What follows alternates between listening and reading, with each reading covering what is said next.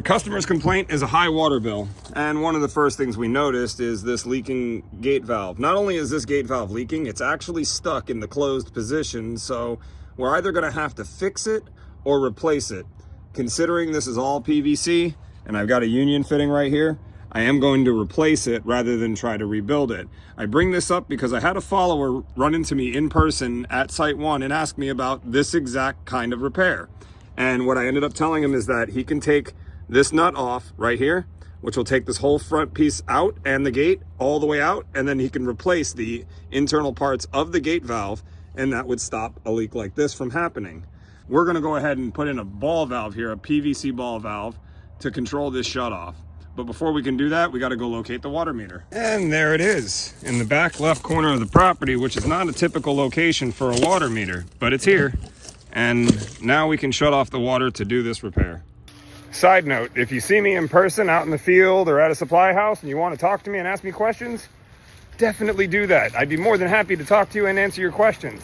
I love doing this stuff. That's why I film myself doing it and put it on the internet so you can all watch it. I'll start by disassembling the indexing valve by this collar right here. After that, I'm just going to cut everything else out of my way to make room for the new ball valve. I also make sure to shake off my brushes so that my primer isn't running down the pipe. That's a great tip right there.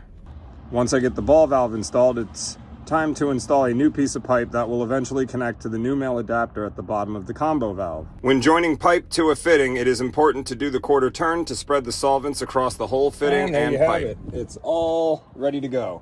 We just gotta wait a little while for the glue to dry, and then we can turn everything on. That combo valve turned out to be only one of two issues. Once we got that fixed, we discovered that the valve was malfunctioning. The diaphragm isn't opening on this valve, and I know that because I took it apart and put it back together 2 different times, and I'm still not getting water to move through this valve. So the solution here is to put the original combo valve back that was here before. And the original combo valve was not a Richdell. It was an Irrigation valve with a Richdell cover on it. Richdell and Irrigation are the same company. Irrigation bought Richdell, so it's exactly the same company. So we'll be putting back in this Irrigation combo valve in the right configuration, and what that will also do is it will set the pipes up where they need to be, where they were originally installed. You see, when you install a Rainbird combo valve where there used to be a Irrigation combo valve, there's a difference in how wide the pipes are on each of these valves. The Rainbird doesn't have as wide of a gap as the Irrigation one does. So when I go to put this back together, it will end up straightening up these pipes.